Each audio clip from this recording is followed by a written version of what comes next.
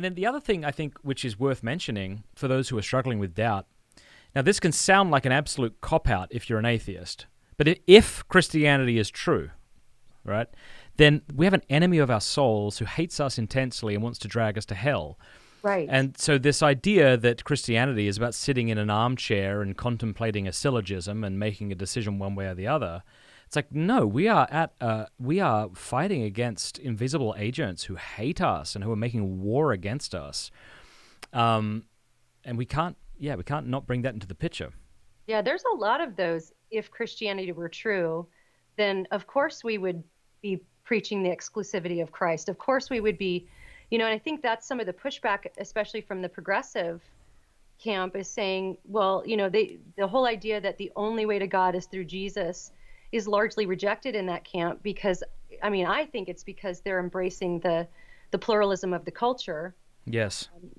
But yeah, if Christianity is true, of course it's like the famous video that I think Penn Jillette made as an atheist saying, if you're really a Christian, of course you have to evangelize me, because if that's true, then you're going to want to push me out of the way of getting hit by the bus, Yeah. And there's a lot of those that people don't think about enough. Yeah, it's very true that if Christianity is true, then there are a lot of things that are going to be radically counterculture, even ideas about demons and angels and things that are going to go against what the culture believes at the time.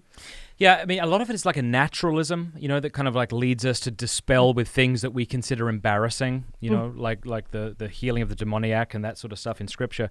I think a lot of it has to do with sins of the flesh, and by the flesh, in this sense, I'm talking about the sexual sins. It is interesting that in Scriptures it seems like idolatry and like fornication are so often, together. You think of the golden calf, that this is your God who brought you out of Egypt, and they all just had an orgy, It is interesting, I think, like as we demand this sort of sexual liberation, I think that's a huge part of it as well. Like as I dialogue with people who are having struggled with Christianity, often they don't even bring up the importance of Scripture or Christian doctrines, except that it's the sexual morality thing that really bothers them.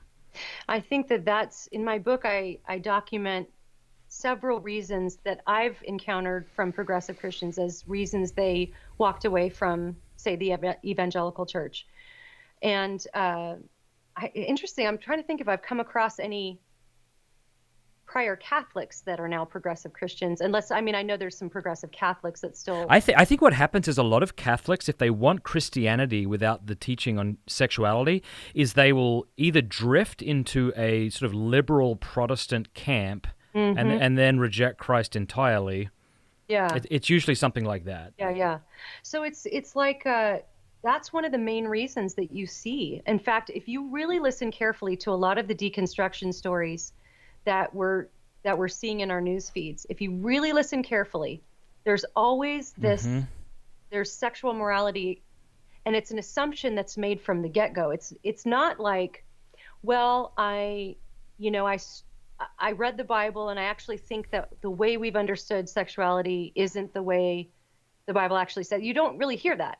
What you hear is, I believe that the women in church and gay people are being oppressed.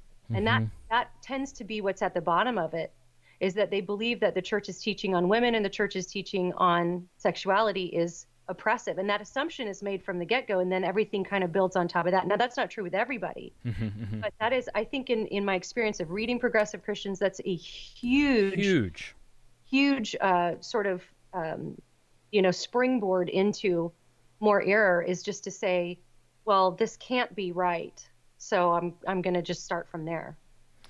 Yeah, now this is a really interesting thing. I think it's really important that we Christians who live in a secular age continue to call ugly things by ugly names.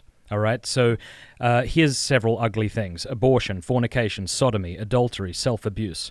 But what we've done with these things is we've given them new sorts of names to make them more appealing, easier to talk about, so as to take the shame away from that very shameful thing. So abortion we call choice, fornication we call hooking up, sodomy we call love, adultery we call cheating like it's a game. No, this is adultery.